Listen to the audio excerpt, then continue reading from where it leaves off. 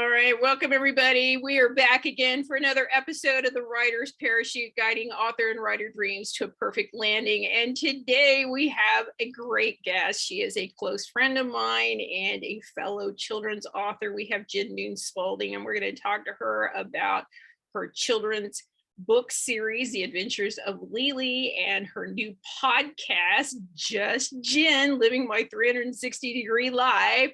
We're so excited to have her here today, but before we get there, we have a little bit of housekeeping to take care of. You guys know what it's going to be. I'm going to tell you to smash that like button, hit the share button, and to subscribe. Don't forget to do that. And don't forget, we will have all the links for today's show in the notes for you. So take a look at those.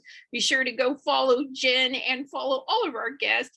And be sure to stay to the end where we're going to pull the ripcord on another author writing tip for you.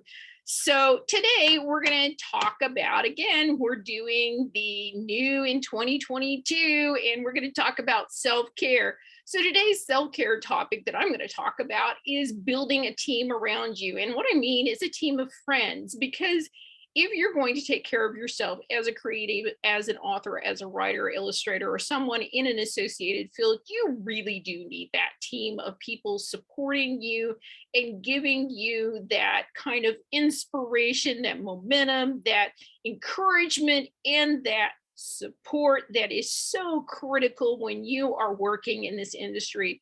Writing is often a very lonely, isolating job, which is why we're kind of here trying to help you find a little more items available for you, a little more conversation, a little more normalcy to everything that we're all going through. We all like to think that it's an easy road. It's not really. So I hope you come back again and again to the Writer's Parachute and check out what we have to talk about. And don't forget to leave a comment below about what you're doing for new for 22 for self-care and how you have managed to find support for yourself. For me, I have amazing author friends like Jen and like other guests that I've had, but I also joined a writing group. In fact, I host 2 writing groups a week with the Shut Up and Write group.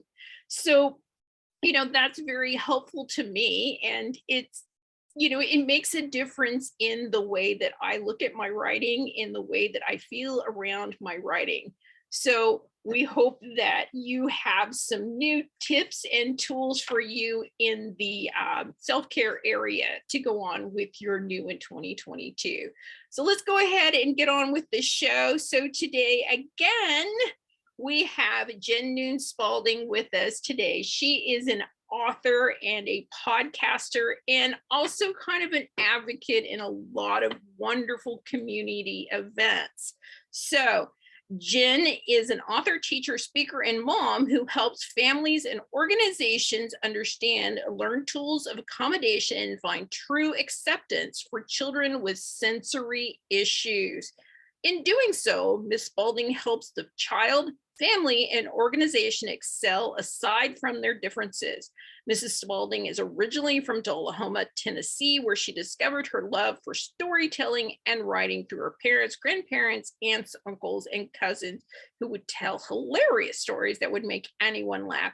She always enjoyed hearing the oral history of her family and keep people on the edge of their seats as they listened to her many stories. So I'm going to skip ahead because she has, goodness, a long bio. We will put the full bio in there for you. But I did want to mention that Ms. Spaulding also volunteers with her child's charity, Blankets of Hope by Malia and Friends, that makes blankets for the homeless, with her sorority Delta Sigma Theta Incorporated in the community, and her church, Bates Memorial Baptist Church. She also enjoys traveling, shopping, working at the Southwest YMCA, meeting new people, and spending time with her husband of 21 years and their whiz kid daughter, Malia, also Lily and her adventures of the Lily series. So welcome, Jen, to the Writers Podcast. How are you today? I am amazing. I am so thrilled to be here. Thank you for that warm welcome. I just feel so wanted. Thanks. Well, you are very wanted. I always appreciate when I get a chance to talk to you. We don't get to talk all that often, but when we do, we hatch plans, we make we make a mission. It's like sometimes I think maybe the military should be advised when we get together because we're gonna come up with. But it's all good and it's all in fun. We love it. So we talked a little bit about you being a former school teacher. So, what kind of inspired you to switch from teaching school at elementary level to writing children's books? I mean, it sort of seems like it fits together, but that is still a pretty big leap. Yes. Well, I would love to share my story with you, Donna. I was teaching school, and so about 4 years ago, it'll be 4 years in July that I retired. But I had quite the class that year. It was very challenging.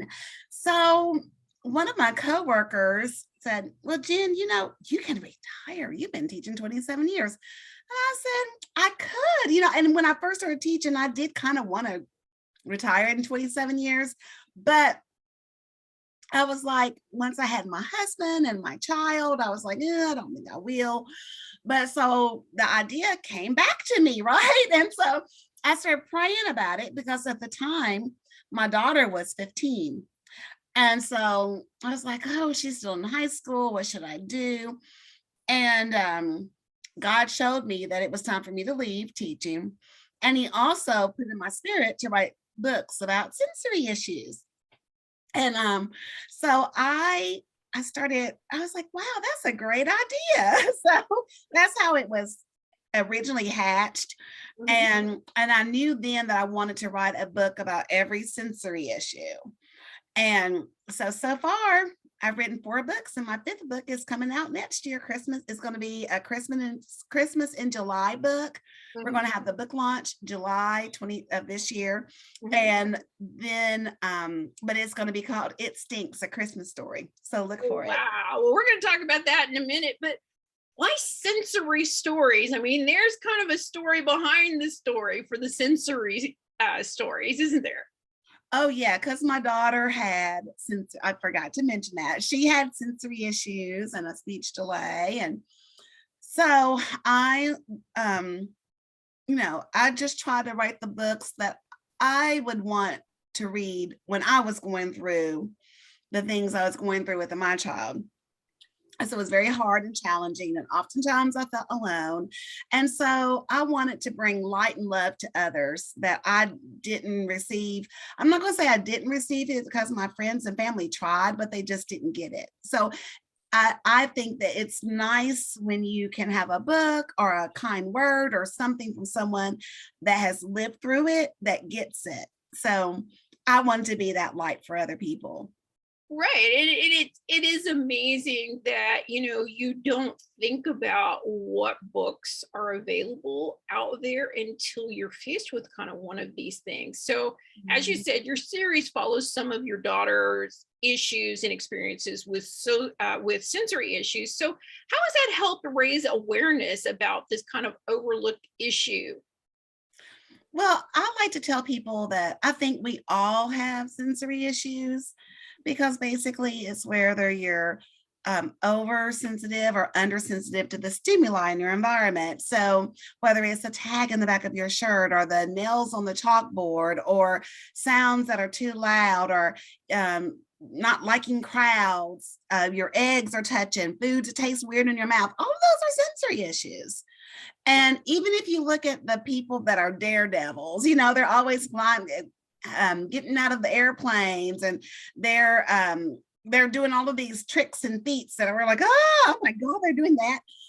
Those people, I've come to the conclusion that those people all have vestibular sensory issues, which vestibular is with your balance, right? And so they either you're over or under. And so if you're under, then you're afraid to walk, really afraid to go backwards, afraid of stepping on the crack, you're just afraid of anything. And then if you're over, like these daredevils, you're over, over. That's why they like all of that stuff, right? And my daughter was a little on the overside. She's like she wants to be an astronaut. She likes all the scariest rides.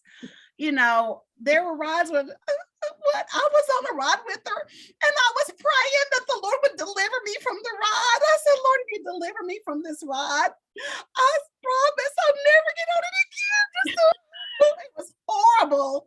It went around this way in a circle, and then it had a pod of little cars, and they also went side to side and went around and around, and so it was like this. Oh, it was horrible. It was the worst ride ever.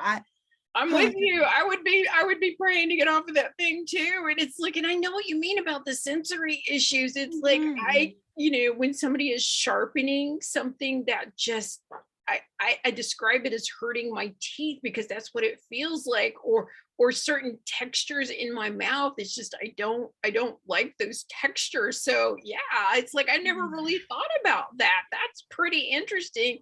And and it's nice to kind of have a name to those sensory issues, because you often don't know how to get people to understand that bothers you, and that you kind of want to avoid it. I mean, we don't expect everybody to change their life, but we do want them to accommodate us a little bit. So right. And then, sometimes, like, if you are a person that doesn't like crowds, like that would be a proprioceptive. It's your 5 senses plus your 2 hidden senses. Okay. So, but one of the 2 hidden senses are vestibular, which I told you it has to do with balance, and proprioceptive sensory issues, which has to do your body and space. Okay. So if you have proprioceptive sensory issues, you might be, I was very clumsy, right?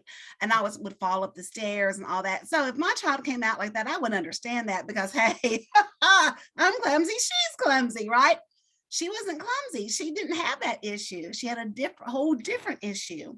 That is why our different issues than what I had, and I didn't get it. So I think a lot of times as parents, when our children have a different type of sensory issue, we just tend to not really understand, because that's not our issue. You know what I mean? And so that's how it happened for me, was, it was just a total different issue than what I had. And, but I want people to know that just because you have a sensory issue, it doesn't always rise to a diagnosis. If you can manage it and you can go on with your life, great. But if your sensory issues are keeping you from living life and doing, or just living life, period, whether it's your family, your work, your whatever, you need to get yourself some therapy, get some help for it. Right. And there are many tools out there. I know both of us come from the education background, and we do see kids that are struggling with this. And oftentimes I feel like nobody really gets quite what's going on with that child or teen or even an adult, where they're uncomfortable in what we call common situations. And it's a little puzzling, but I often see, I know in my experience, I would see parents that kind of overreacted, trying to get them to what they would call normalized. So what would you say to some of those parents that are kind of seeing their kid maybe misbehaving, but this is kind of more what's going on? I like to encourage parents to, before you react, try to observe your child. What happened before the action? Instead of being reactive, be more proactive. Try to find out what, okay, Sally is always hitting Johnny. She just hits him. What happened before the hit? Was he in her face? Was he like trying to hug her and she didn't like that? What happened before? We have to just kind of just back off and look and observe what's going on. Right. And that's what I would encourage parents to do. Learn your child, learn them, right. So that's important. It really is. And I know that wasn't clearly one of the questions that we had talked about, that we were going to have a conversation, but I think it's a really important point that does come up in conversations when you're talking about sensory issues. So I'm going to shift gears a little bit here, because I mean, you do so many things. It's really hard to kind of pin you down or pigeonhole you or go, she does this. I mean, it's like I could go on and on and on with a list of things that Jen does. So you're very active in the Louisville, Kentucky area, and you do a lot of small events.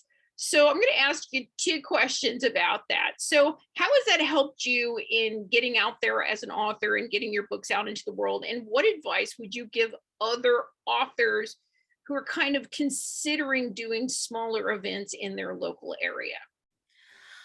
I enjoy going to small events. I'm able to meet people that I've never met before. I'm able to enlighten and encourage and educate people about sensory issues. I get to share my books with people. I mean, I really do personally like the small events, and just getting out there, getting my name out there, meeting people. It's even like networking, because people are like, oh, I have this and that, or I know this or that person, or you should call. As a matter of fact, I always, if you're an author and you're having a vending event, it's always good to have a list for that people can write down their email addresses. Well, I had people give me their email addresses, because I'm having my launch party in July. So they were like, oh, they tell me about something. I said, oh, put it beside your name. So I have to get that list out. Thank you for reminding me. I need to get that list out and follow up with some people and some things. But yeah, it was just very interesting, and it's good to do. And then people can see you, and I mean, I went to a little vending fair. I wasn't even vending there. I went to support my friend, and I said, well, the next time you have this, I'll have to come. But anyway, when I went, I met a lady, and she was selling body stuff, body things, and like soap scrubs and all different things like that. So anywho, I was just telling her about my books. I ended up selling like 8 books at someone else's spot. I wasn't even working there. And I sold 8 books, right? I was like, I'm trying to help y'all. To help myself. But anyway, she has a daughter that sells, that is called Bath Wonderland. So I'm going to interview them for my show. I met them at a vending event. So you just never know who you're going to meet when you go to these events to participate and to help other vendors, or when you have your own. And I've met other people too when I've sold my books as well. So it's wonderful. I enjoy going, and I would encourage people to go to these vending events. Even if you're kind of shy and you don't like to talk, honey, this is your book. You gotta, I know it's easier said than done. I understand. But if you want your book to sell, and you want people to know about you, and find a way to get over that, because I've seen so many things as a vendor. Like, I've seen people that have sold books, and they're just sitting there, and they're waiting for someone to come to their table, and they'll say, hello.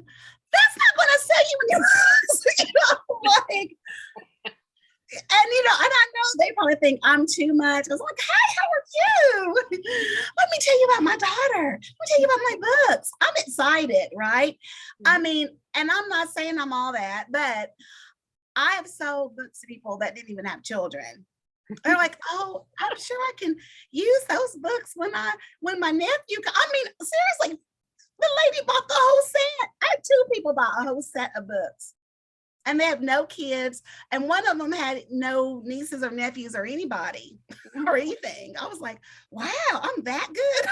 Well, that's amazing. And I know that you and I are more extroverted. We're kind of out in the public, but I do talk to people when they're out at these vending events. I very much encourage that, because we want to start at these small local events, because you're going to feel uncomfortable no matter where you start. It's just, it's a shift in being this kind of closed in, secretive, writing situation where you're out there having to promote it. But again, you're right. You do have to kind of get past that, and you just have to find your own lane. I myself use puppets to kind of use as an icebreaker for my children's books, and it kind of gives me that separation where, it draws the kids in without being weird or, and it makes me feel a little more comfortable and confident because I am more the character than I am myself. So you just kind of have to find ways around that. But that's a great advice. And I find that these local events give you so many connections that you really never considered. It's like, it isn't always just about buying or selling books. It's about, like you said, getting that email list built up, especially with local people. It's also meeting local people who may be able to help support you or to help get word out about your book. I often find school teachers at these events that end up calling me in for an author visit to their school or classroom. I find, I've met radio and TV personalities at these local events. So they're a good source to kind of get yourself started down the road in a less stressful than if you're at a big public book festival event. So I do encourage that. So we're going to shift gears just a little bit, and we're going to talk a little bit more about your books and your author journey. So I know that nobody gets through writing and publishing a book, scot-free. We all run into the invisible walls. We all stumble over the pitfalls and, the lava banks that we don't see along the way. So what did you have to jump over on the way to your dream? Oh my gosh. So many things. I really had to step out on faith a lot, just believe in myself and trusting God. And there were times when, gosh, haven't sold many books on Amazon. Most of my books come from in-person sales and people that just being around. I started a little job at the airport.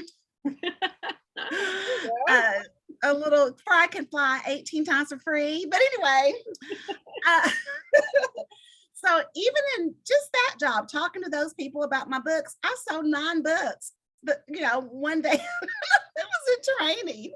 So it is just so just when I wasn't selling as many books as I felt like I should, I was like, God, did you really tell me this? Maybe I'm crazy. Maybe there's something wrong with me. And then when I started to doubt myself, but I wouldn't give up, then the next thing I know, there was a grand opportunity that came.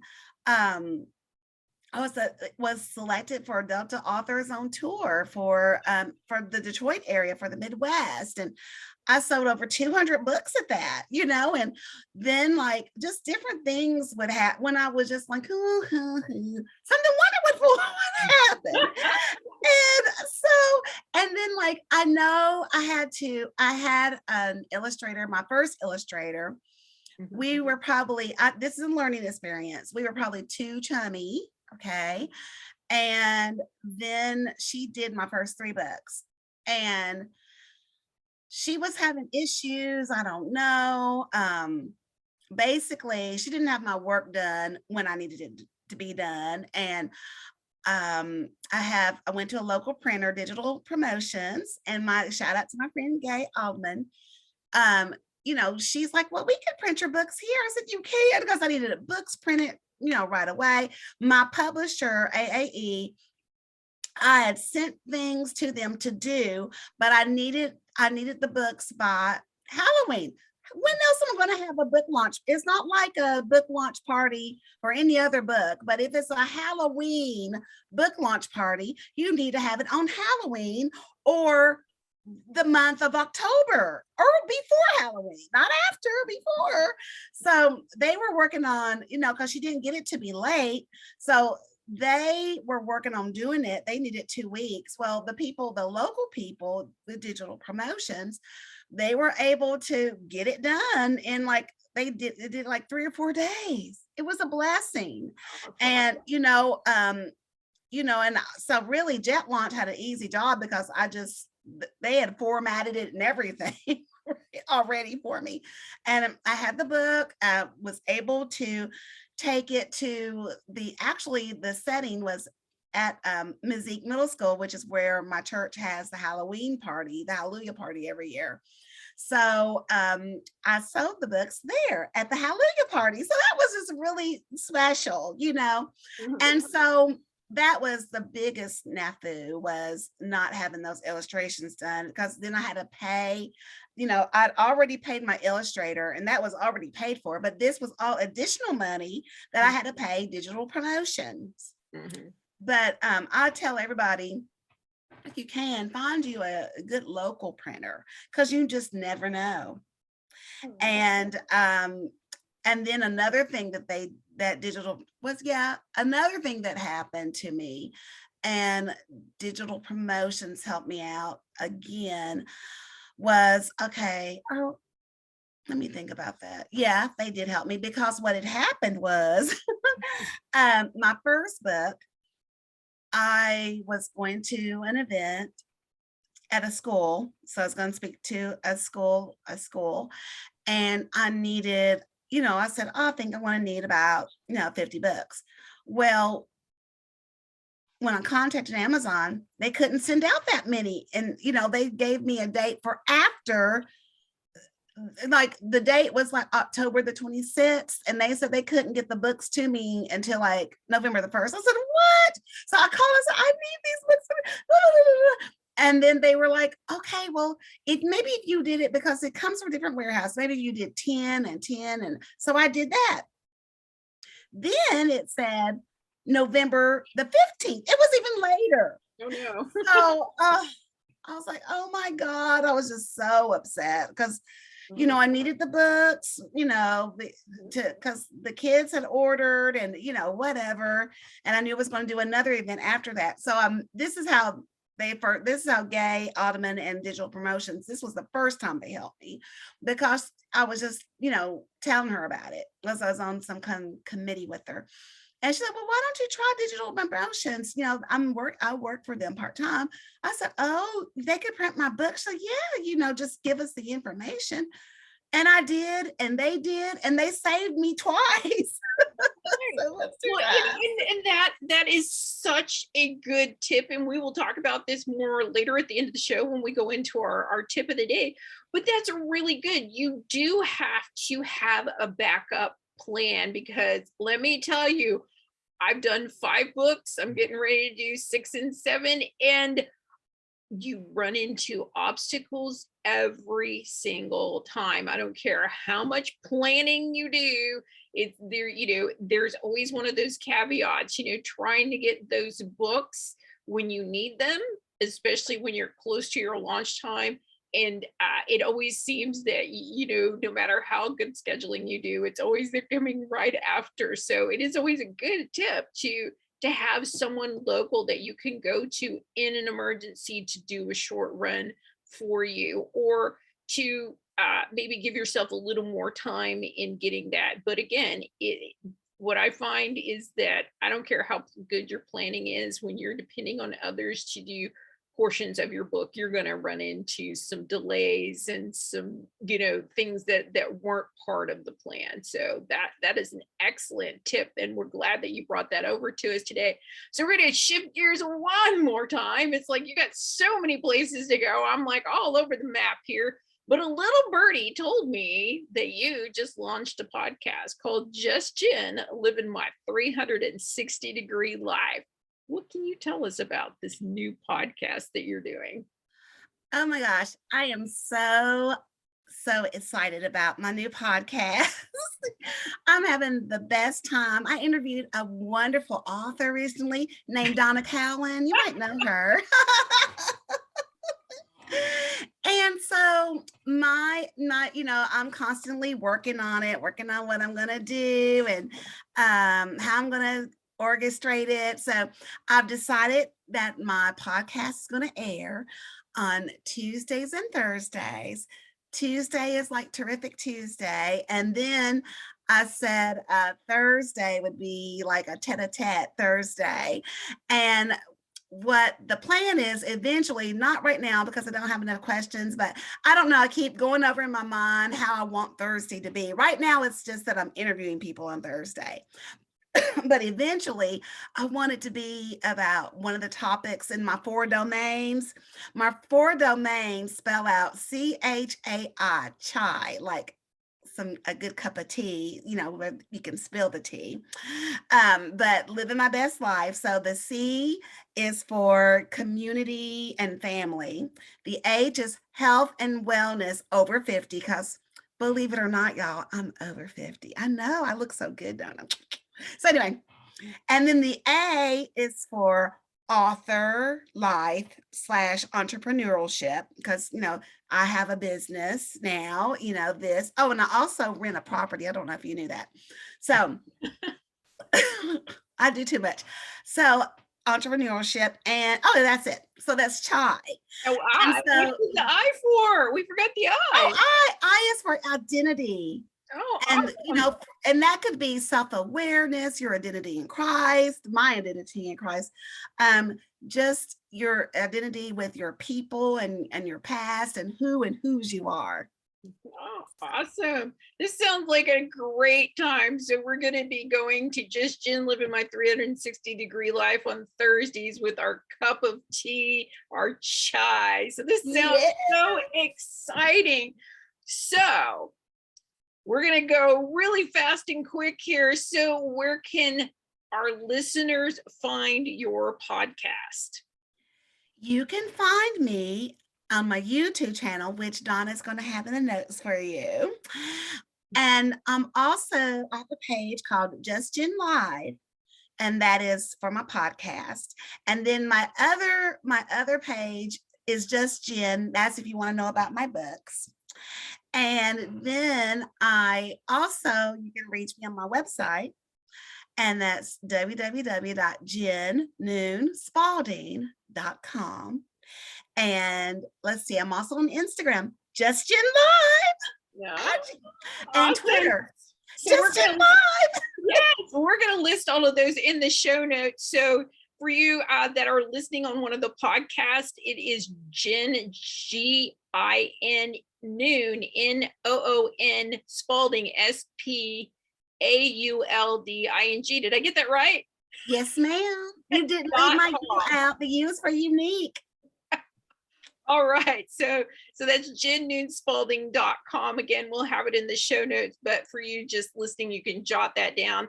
Again, we will have all of her social media listed, and her connection to her podcast, which is Just Jin. That's just with a G, U-S-T, Jin, G-I-N, Living My 360-Degree Live.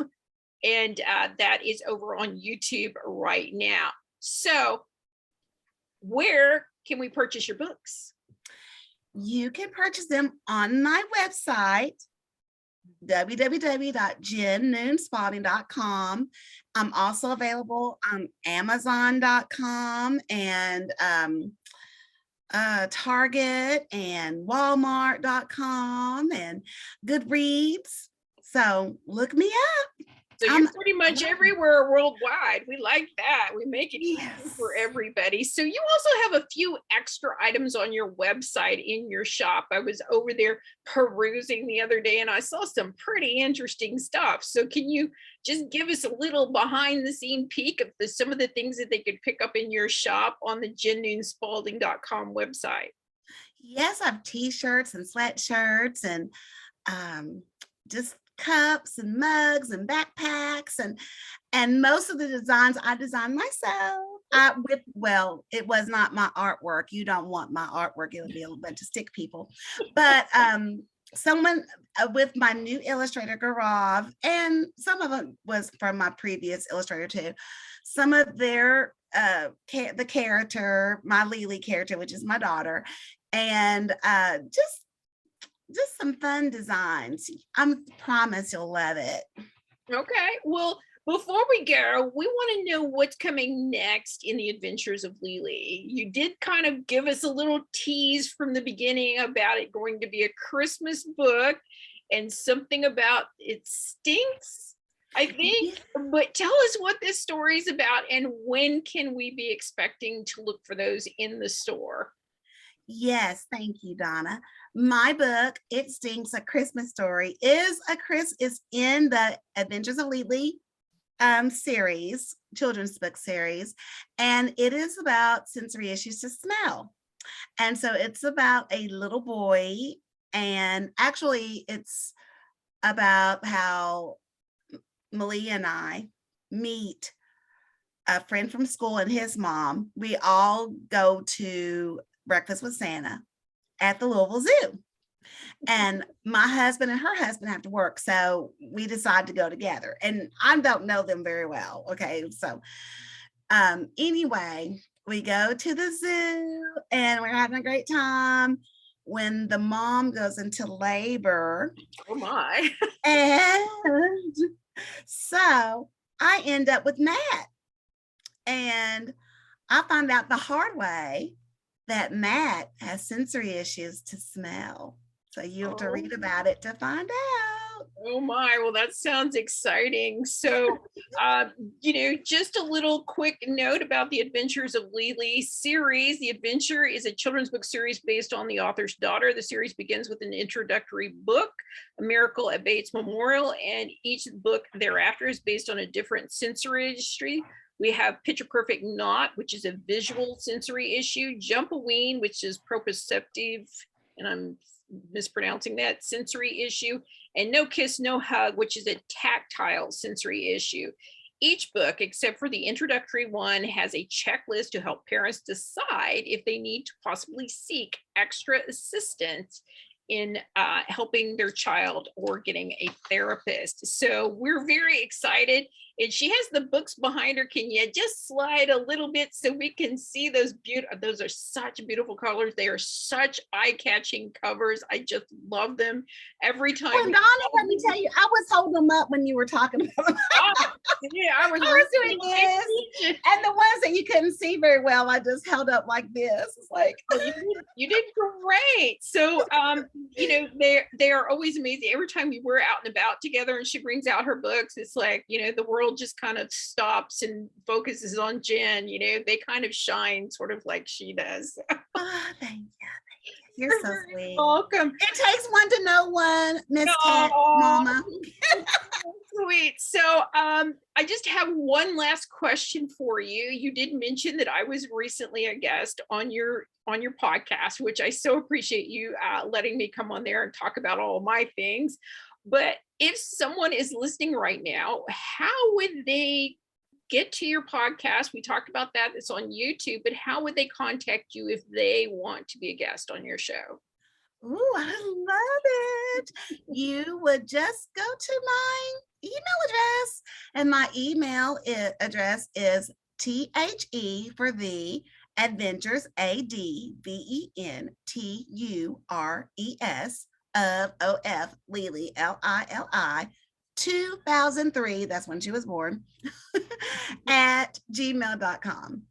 So just go there. And I'm also on Facebook too. So if you want to go under Just Jen, not Just Jen Live, the podcast. Well, you could do Just Jen Live, the podcast, and send me a message, or Just Jen. So either of those. Okay. And again, we'll have all of those links in the show notes for you, so you can check those out. But yeah, so that's exciting. So we're so thrilled to have you today. I don't have really anything more, so I'm just going to ask you one final question. Do you have anything else that you want to tell us before we let you go today? I just want to come from a place of gratitude. I'm so appreciative of you, Donna, for having me on the show, and all the times that you've encouraged and helped me and listened to my story, and just, giving me advice and just been a true friend to me, and I appreciate that. I really do. So I think you're great. I know your podcast is going to blow up. Okay, y'all better get ready, get ready, get ready, get ready. And I'm just excited for you and your adventures and what you're doing and what you're about to do. And, everyone's going to know who Cat is. Yeah. And Tom and Chatter and the gang and the pig, everybody. Yes, yeah, and I'm very excited about it, but I'm having so much fun doing this podcast.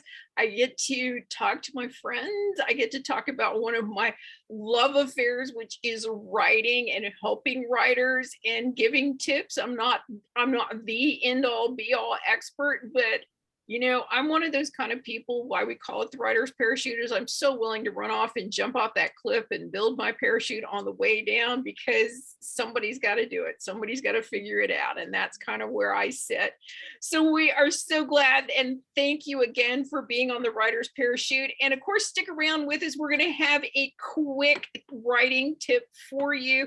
It's more a publishing tip where we're going to talk a little bit about the problems that Jen brought up. And we're talking about putting a team around you and having some definitive schedules to that. So in a publishing world, it's like everything should go along swimmingly. We plan it out. We know when we're going to finish our book. We know it has to be edited. If we need illustrations, we usually have some kind of contract with the illustrator about timing of that. And then from there, with the book covers and the interior designs and everything like that, then we decide how much time we're going to need when all that stuff is going to be done before we want to release our book. And this is often when we have to project into the future when we're going to release our book.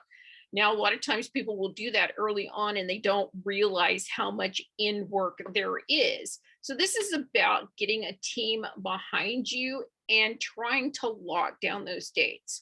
So my tip for you this week is to make sure you give yourself at least 6 to 8 weeks from the point that you believe everything is going to be done and completed, because you're going to need at least that much time in this time and age, in this day and era, with the problems, especially that they're having right now with delivery services around the world, with printing services, and we're still dealing with some of the effects of, the COVID shutdowns and stuff like that. So at least give yourself 6 to 8 weeks so that you don't run into a print issue. But again, always have backups. Backups are a great thing. I'm a firm believer in having a main plan and then having plan B and C and D ready to go, because you never know when you're going to have to pull those out of the hat and make them work. So I hope you guys had an amazing day today on the Writer's Parachute. I had such fun. I always have a wonderful time with Jen. Thanks again, Jin Noon Spalding, a children's author, podcaster, and woman about town who just does everything. I can't say enough about her. We want to thank her for coming on today. Again, don't forget to smash that like button, subscribe, and share the Writer's Parachute. And don't forget to check out the podcasting platforms that it is now available on. So until next time, I hope all of your writing dreams land perfectly. Bye.